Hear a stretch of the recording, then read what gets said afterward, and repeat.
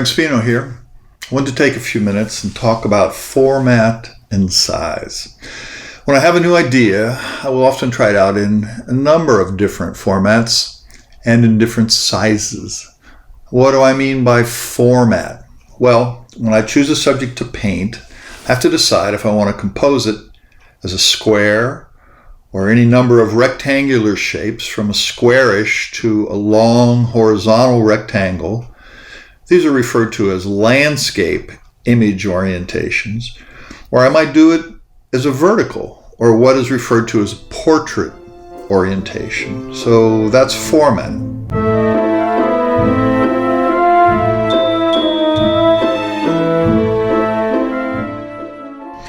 Having decided the format, then I move on to choose the size I want to paint the painting. Often I'll begin with something small, 8 or 10 inches, and in that I'll work out the composition I like and choose pigments or the color palette that I want to use for this painting. And then if I like what happens there, I determine whether I want to invest my time in a larger painting. Case in point, for this year's Florida Watercolor Show, I submitted Key Lime number 1. It is a half sheet in a vertical format. After finishing that, I tried the same painting in a square format. And after that, I painted it as a full sheet in a horizontal format. Format and size can make a big difference in the presentation of a piece. As I said earlier, I will often try out an idea in many different formats and sizes. Here's a 14 by 14 inch study I did for calamundins in glass. I liked this square format, but then I painted it in a horizontal format at 30 inch by 40 inch. That's a big difference. The small one is nice. The large painting is a statement. It has a lot more impact when it's hung on a gallery wall.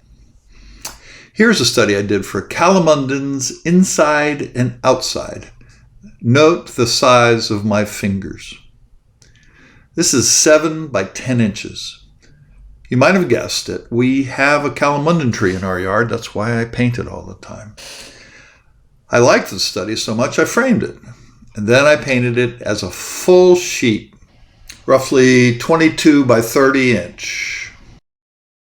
I've grown kind of tired of the standard formats and recently have done a lot of paintings in a long horizontal format. Here's a study I did for bronze water lilies. This is 5 inch by 16 inch.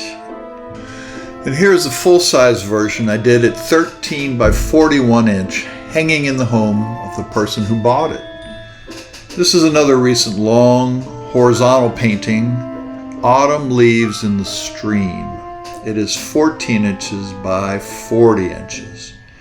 And I did a whole series of paintings after a visit to a vineyard.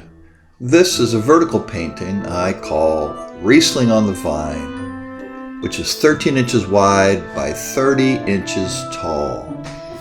And speaking of size, here's a 9 by 9 inch study I did for Sunlit Citrus. This was a quick painting done to work out my palette.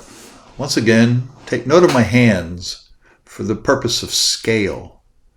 I like this little study, so I tried a more serious rendition at 12 inch by 12 inch, still small. I was happy with that, so I thought I would go as big as I ever go onto a full sheet of watercolor paper. This is Sunlit Citrus at 21 inch square. And I'd been thinking about moving up in size for a long time, and I came across some very large paper, so I thought I would go for broke.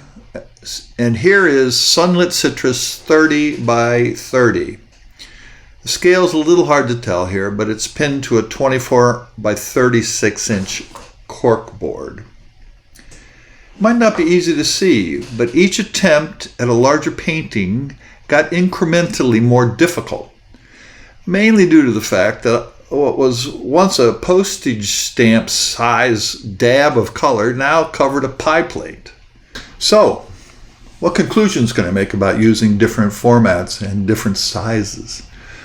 First, Changing the format can push you into new approaches to composition, and breaking away from your typical approach might give you a new perspective on your subject.